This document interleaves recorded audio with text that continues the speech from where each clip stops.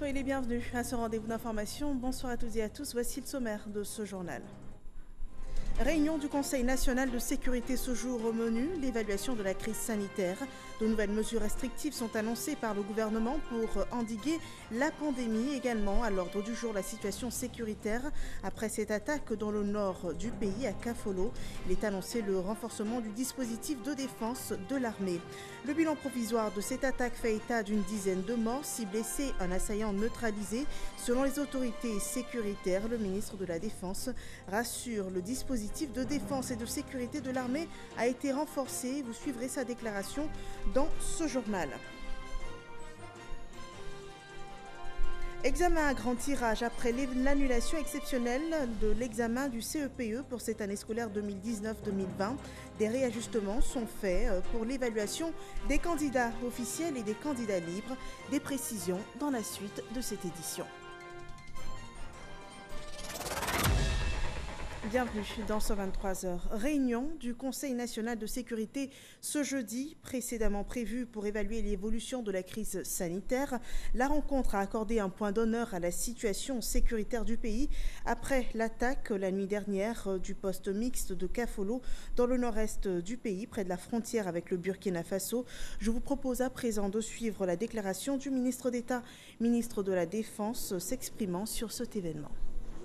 Au titre du ministère de la Défense, le Conseil a été informé par le chef d'état-major général des armées de l'attaque survenue dans la nuit d'hier d'un poste avancé de Fassi dans le nord-est de la Côte d'Ivoire.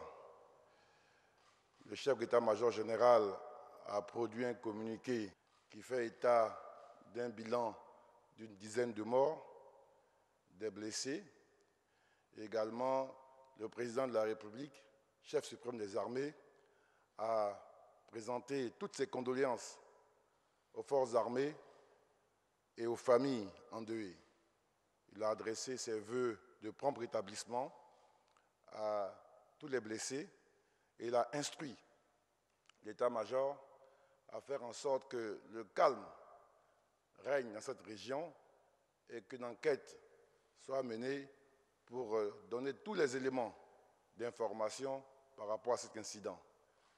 Et une opération de ratissage à court en ce moment pour rattraper et neutraliser tous les terroristes auteurs de cette attaque. Le président de la République a tenu d'abord à rassurer les populations sur son engagement à tout mettre en œuvre, à donner tous les moyens pour que notre pays soit en paix et pour nous faire confiance. C'est vrai que ça et là, il peut y avoir des attaques, mais ce qu'il faut observer, ce sera toujours notre capacité à faire face, et très rapidement. Les investigations se poursuivent donc selon le ministre Ahmed Bakayoko. L'attaque aura fait une dizaine de morts, 6 blessés du côté des forces ivoiriennes. Ces soldats blessés ont été rapatriés la mi-journée sur Abidjan. Ils ont été accueillis par le ministre d'État, ministre de la Défense à l'aéroport d'Abidjan, Kolo Koulibaly. C'est à bord de l'Antonov 26 de l'armée ivoirienne que les 6 blessés de l'attaque de Kafolo sont arrivés à la base aérienne d'Abidjan, qui, touchés à la cuisse, qui d'autres au bras, des soldats blessés physiquement, mais visiblement au moral haut, et ce, à raison, puisque la hiérarchie militaire ne les abandonne pas. On a des soldats, d'accord? On se soigne et puis on repart rapidement au nom de tous ceux qui sont décédés. Ok? Alors, je compte sur vous, beaucoup de courage à vous, je passerai vous voir à l'hôpital demain. C'est ce même message de détermination qu'affiche le gouvernement. Le ministre d'État, ministre de la Défense, Ahmed Bakayoko, était lui-même à l'aéroport pour accueillir les 6 blessés. Quelques moments d'échange pour réconforter les hommes revenus du front. Une attaque qui a commencé vers 3 h du matin. Une attaque hier nuit dans la localité de Kafolo, nord-est de la Côte d'Ivoire, qu'on nous a signalé des blessés. Et immédiatement, on a déployé l'armée de l'air afin de ramener très rapidement nos blessés. C'est une attaque terroriste. Immédiatement, il y a eu un renfort. Nous sommes en plein ratissage. Les hommes sur le terrain à Kafolo ont aussitôt reçu du renfort. Le gouvernement n'entend pas s'arrêter là. représailles ou pas, la seule réponse des États, c'est de faire face. Nous nous organisons pour faire face. On avait des informations sur cette menace des narcotrafiquants et alliés aux terroristes pour avoir un accès à une zone portuaire. La Côte d'Ivoire était effectivement dans la zone de Mie. Nous avons pris des dispositions, mais là, nous ferons le point de cette attaque-là et puis renforcer notre présence autour de la frontière. Et je pense qu'immédiatement, il y aura du renfort aérien et le ratissage permettra, j'en suis sûr, de neutraliser ceux qui ont fait ça. Les forêts sont toujours très difficiles à surveiller. Donc l'opération conjointe avec le Burkina, justement, avait pour but d'évaluer les différentes menaces à l'intérieur de cette forêt et nous n'allons pas nous arrêter. Le plus important pour nous, c'est de protéger nos populations et protéger notre territoire. Nous avons un niveau d'organisation de nos forces qui nous permet de faire face.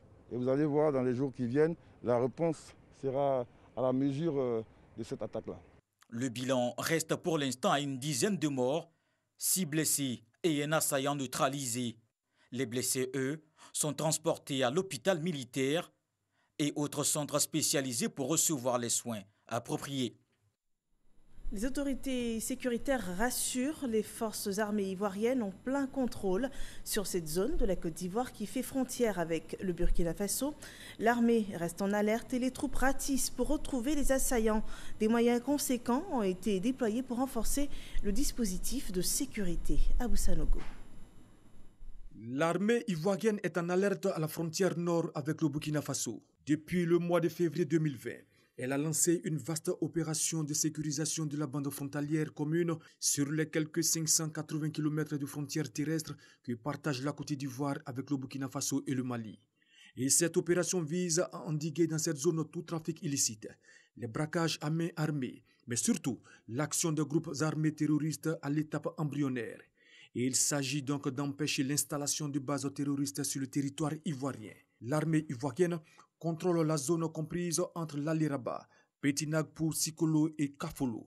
Des hommes ont été engagés sur le théâtre des opérations avec des moyens conséquents pour sécuriser cette zone frontalière. Ils sont au nombre de 1000 soldats. Un déploiement en vue d'une sécurisation optimale.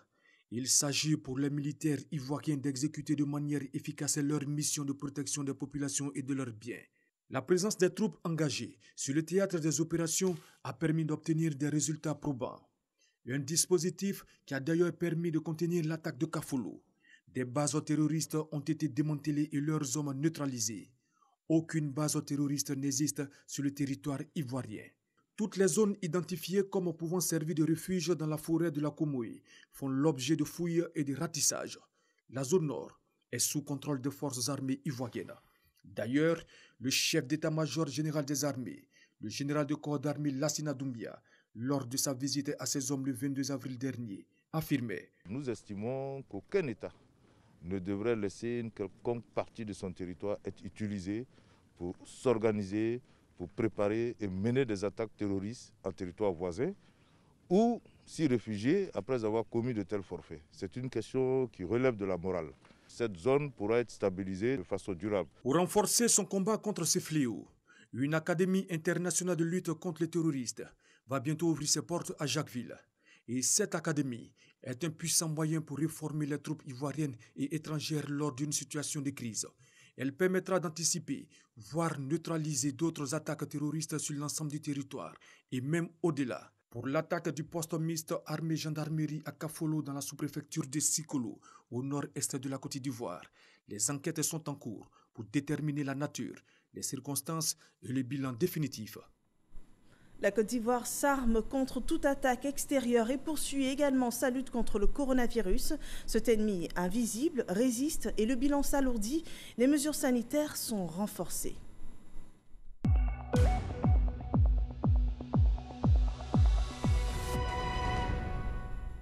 Nous vous l'annoncions au début de l'édition, le Conseil national de sécurité s'est réuni Ce 11 juin, l'évolution de la situation sanitaire a été évaluée. 3 mois après le début de la pandémie en Côte d'Ivoire, le pays enregistre une hausse du taux de contamination, particulièrement ces dernières semaines. Il a donc été décidé du renforcement des mesures de sécurité sanitaire pour stopper la chaîne de contamination du coronavirus, suivant ces précisions données par le ministre de la Santé et de l'Hygiène publique qui rend compte du volet sanitaire de la Réunion. Le président de la République, Son Excellence M. Alassane Ouattara, a présidé ce jeudi 11 juin 2020 une réunion du Conseil national de sécurité. Cette séance a permis d'examiner l'évolution de la maladie à coronavirus dans notre pays, prenant en compte le rapport du comité scientifique. Et après analyse, le Conseil national de sécurité fait les constats suivants. L'évolution du nombre de cas positifs, 3 mois après le début de la maladie en Côte d'Ivoire, est en ligne avec les prévisions. La hausse enregistrée depuis le début du mois de juin 2020 est en lien avec la stratégie de dépistage ciblé et une non-application des mesures barrières par les populations. Le taux de létalité est maîtrisé à environ 1% contre une prévision de 5%. Et le nombre de cas sévères s'élève à moins de 100 contre 800 projetés. Le retour des élèves, enseignants et personnels d'encadrement à l'intérieur du pays, avec la réouverture de l'école, n'a pas modifié l'épicentre de la pandémie qui reste à Abidjan avec 95% des cas. Le système sanitaire a été doté de moyens supplémentaires pour prendre en charge les cas de maladies nécessitant des hospitalisations, notamment en soins intensifs, le taux d'occupation des lits d'hospitalisation étant en moyenne inférieur à 30%. Le port du masque et le respect de la distance sociale deviennent plus que jamais impératifs pour briser la chaîne de contamination.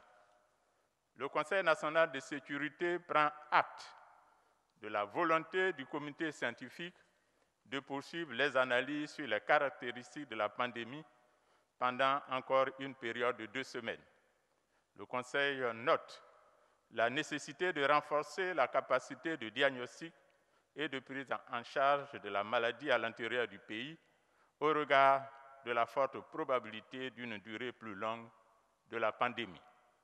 Enfin, le Conseil se félicite de l'engagement citoyen du corps médical, des forces de défense et de sécurité et de tous les acteurs engagés dans la mise en œuvre du plan de riposte sanitaire.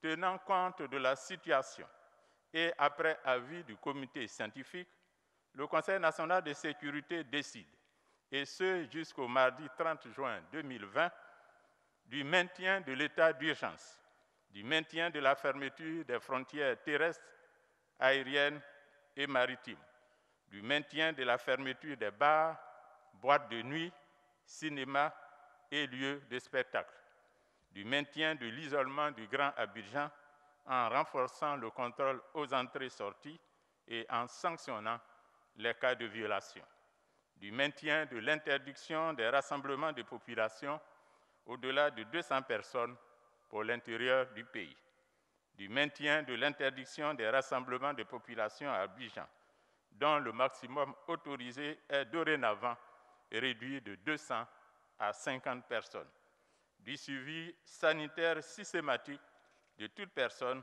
venant de l'extérieur du pays.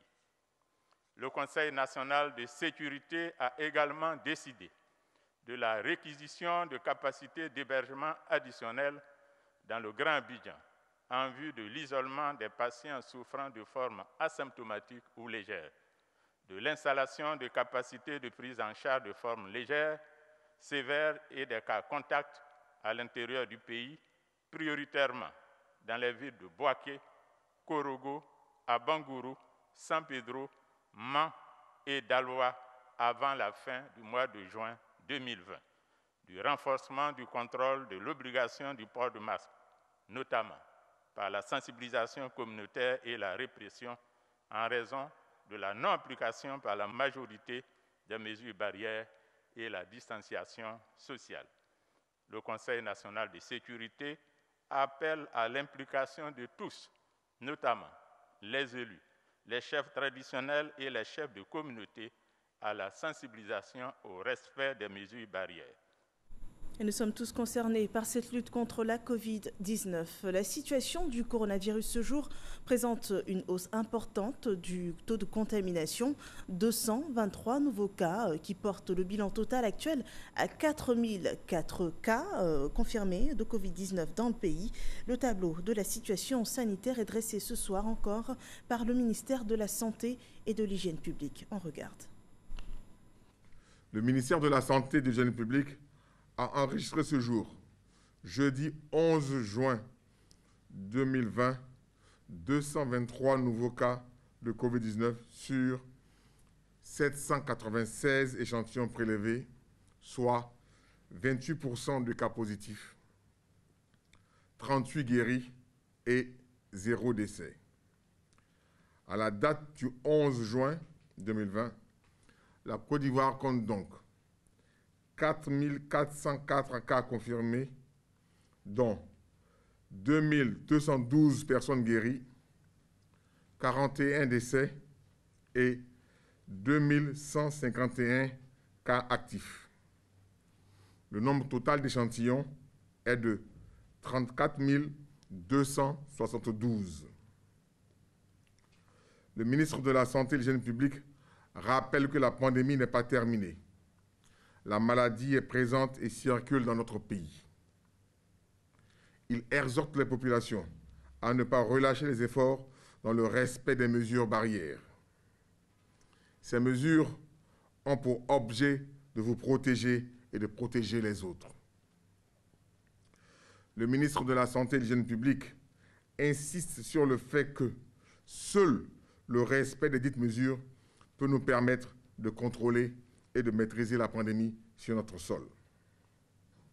Si vous toussez, avez de la fièvre et des difficultés respiratoires, n'hésitez pas à vous rendre dans un des centres d'accueil et de dépistage Covid-19 ou appeler les numéros gratuits suivants, le 101, le 119, le 125 et le 143.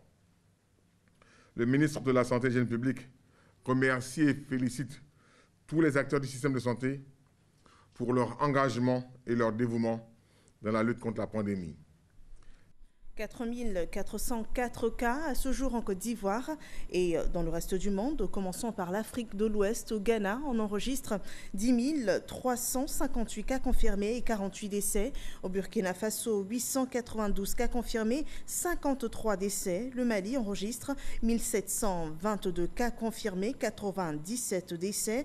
En Guinée, sont recensés 4 258 cas confirmés, 23 décès. Au Libéria, 410 cas confirmés et 31 décès. Dans le monde entier, on enregistre 7 543 597 cas confirmés, 3 823 427 personnes guéries et 421 510 personnes décédées des suites de la Covid-19.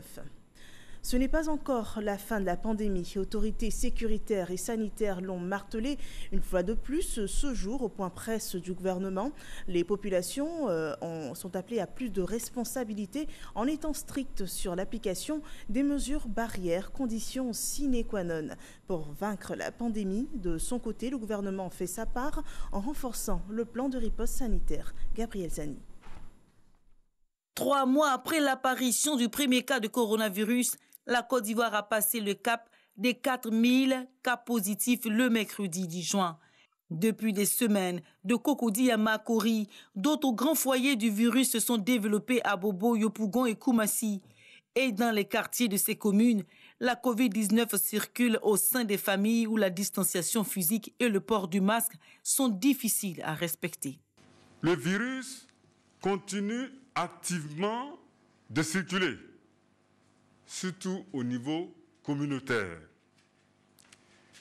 Il y a une inobservance ou mise en œuvre insuffisante, le plus souvent des mesures sécuritaires et sanitaires. En particulier, les mesures barrières, pourtant seules capables, dans le contexte actuel, de nous prémunir contre l'infection par le coronavirus. De 20 à 30 cas positifs, le pays enregistre ces derniers jours plus de 100 cas sur des échantillons d'au moins 600 personnes. Et même si l'intérieur du pays est encore faiblement impacté, le bilan risque de s'alourdir. Malgré la faible létalité, les pertes sont lourdes et concernent pour la plupart des piliers de familles ou de communautés ou des jeunes en pleine activité, dont les conséquences sociales pour les familles sont incalculables. Je le répète, la pandémie n'est pas encore finie. Malgré la reprise de la normalité du cours de la vie. Inverser la tendance actuelle, c'est le défi de la stratégie de riposte qui est dépister, isoler, tracer et traiter les malades. Mais l'adhésion des populations aux mesures barrières est primordiale pour le succès de la lutte contre le coronavirus. 2 questions sujets de désordre, voire d'indiscipline, nous intéressent. Notamment, l'attitude de certains compatriotes dans les lieux publics, spécifiquement ce jour dans les restaurants et maquis, où ils méprisent toutes les règles sécuritaires et sanitaires en vigueur. Pour ce qui est des maquis et restaurants, il est impératif d'indiquer la suspension de toute animation, promotion des produits, source de débordements massifs aux 10 endroits. En deuxième point, les voyages et convois clandestins dont les organisateurs et usagers font quotidiennement l'objet d'interpellations et de refoulements à nos postes de sortie et d'accès au Grand Abidjan. Plus de 8000 voyageurs clandestins sont interpellés et refoulés dans leur zone d'origine depuis le reconfinement du Grand Abidjan. Les mesures restrictives du gouvernement sont en vigueur depuis 3 mois. Elles induisent l'arrêt de certaines activités qui pourraient susciter des regroupements de personnes. C'est le cas des bars et boîtes de nuit. Si les propriétaires de ces établissements respectent la décision du gouvernement, la situation n'est pas sans conséquence. Toute la chaîne d'emploi générée par ces établissements est menacée. Moussa Konaté a rencontré quelques tenanciers de boîtes de nuit. Suivez le témoignage de leur quotidien en cette période de crise sanitaire. Reportage. Un bar dans la commune de Marcouri. C'est jour de rendez-vous pour Anissi et quelques employés de son établissement. Cette rencontre hebdomadaire est initiée juste pour l'entretien du matériel. Je suis venu faire l'entretien des appareils. De temps en temps, on vient juste essuyer un peu, enlever la poussière.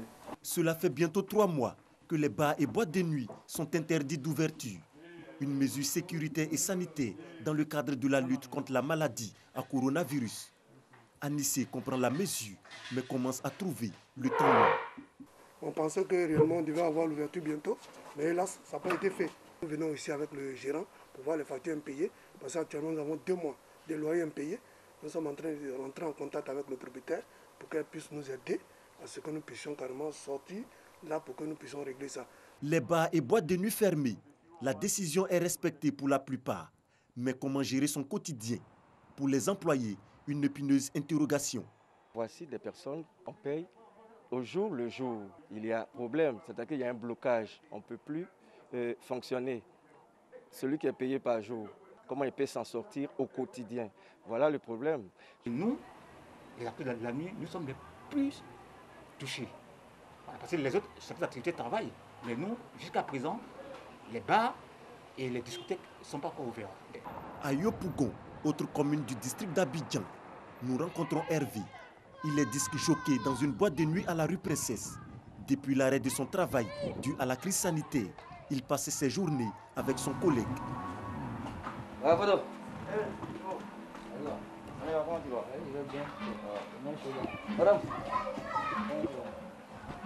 il n'y a pas de revenus, qu'il y a des sorties d'argent, donc ça pèse pour finir. Les ressources me sont épuisées, pour être franc.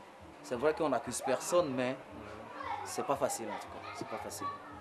D'un bar à un autre, la situation des employés est gérée différemment. Joachim est propriétaire de cet établissement. Son bar toujours fermé, mais un effort est fait en faveur des travailleurs. Le 21 mars, comme tout le monde, nous avons appris qu'il fallait fermer le bar. Donc on s'est conformé aux décisions du gouvernement. Évidemment, quand on ne travaille pas, vous savez ce que c'est. Nous avons pris bien soin de payer le personnel pour le mois de mars, puisqu'on était déjà à la fin du mois. Nous avons fait l'effort de payer la moitié des salaires fin avril et nous nous apprêtons aussi à payer les salaires fin mai. Comme tous les secteurs d'activité, la pandémie de Covid-19 frappe de plein fouet les bars et boîtes de nuit. Le plan de riposte adopté par l'État de Côte d'Ivoire prévoit un soutien aux petites et moyennes entreprises impactées par la crise sanitaire. Les bars et boîtes de nuit en sont également des bénéficiaires. Les bars sont concernés si effectivement ils sont légalement constitués, si ils ont un chiffre d'affaires inférieur à 1 milliard de francs CFA. Par ailleurs, je voudrais également indiquer que pour les acteurs qui sont dans ce secteur, les maquis et bars, mais qui effectivement ne sont pas suffisamment constitués, peuvent postuler pour le fonds d'appui aux acteurs du secteur informel. Nous invitons tous les propriétaires de maquis et bars qui remplissent les conditions à s'inscrire sur le site internet fspme.agencecote-d'ivoire-pme.ci pour effectivement soumissionner pour les différents fonds. Les propriétaires et employés de ces lieux festifs ne sont donc pas oubliés. La tutelle mesure l'ampleur des difficultés. Les boîtes de nuit qui jusque-là restent fermées avec l'ensemble des bars sont en relation avec nous et à l'issue des réunions que nous avons eues, nous constatons qu'aujourd'hui les pertes se chiffrent entre 18 et 20 milliards sur la période concernée. Et aujourd'hui, c'est un peu plus de 10 000 personnes qui sont touchées par le chômage. Nous sommes en contact avec eux. Nous avons eu des réunions qui permettent de faire des avancées, de faire des propositions concrètes, des propositions partagées avec des avis qui sont émis de part et d'autre. Et à la fin, nous voulons une démarche consensuelle à l'effet de les aider du mieux que nous pouvons avec l'aide de l'État, des aides déjà établies et pour celles qui ne sont pas établies, envisager, si possible, des mesures appropriées pouvant aider à la relance de ce secteur qui est important. Les bars et boîtes de nuit doivent demeurer fermés jusqu'à nouvel ordre. Les acteurs sont donc invités à se conformer à cette décision. Cette crise sanitaire impacte aussi le système éducatif. L'examen du CEPE est exceptionnellement annulé pour cette année scolaire 2019-2020. Des précisions ont été données sur les moyens d'évaluation des élèves de ce niveau. Les candidats officiels seront évalués à partir des notes obtenues en contrôle continu en classe. Et pour les candidats libres, la composition est maintenue. Des précisions sur le sujet avec Abdoulaye Koné. Kandia Camara l'avait annoncé il y a une semaine. Pour être admis en classe de 6e, les candidats officiels du CEPE seront évalués à partir des notes obtenues au contrôle continu. Mais la mesure n'était pas assez explicite et cohérente pour les candidats libres. Sur instruction du ministre de l'Éducation nationale, de l'enseignement technique et de la formation professionnelle, Mme Kandia Camara, et dans un souci d'équité, les candidats libres au nombre de 6 596 répartis dans les inspections d'enseignement primaire et préscolaire des 41 directions régionales de l'éducation nationale du pays vont subir les épreuves de l'examen du CEPE 2020 simultanément à l'examen blanc numéro 2 des candidats officiels. La direction des examens et concours rappelle que les sujets de cette évaluation à venir seront du même format que ceux des examens de fin d'année. L'ouverture des secrétariats aura lieu le lundi 22 juin 2020. 4 épreuves écrites seront au programme et les résultats seront proclamés le 8 juillet à 14h30, suivi de la distribution des relevés de notes. Et voilà qui est clair, ce journal est terminé. Merci de nous avoir suivis. Restez en alerte contre le coronavirus. Portez-vous bien.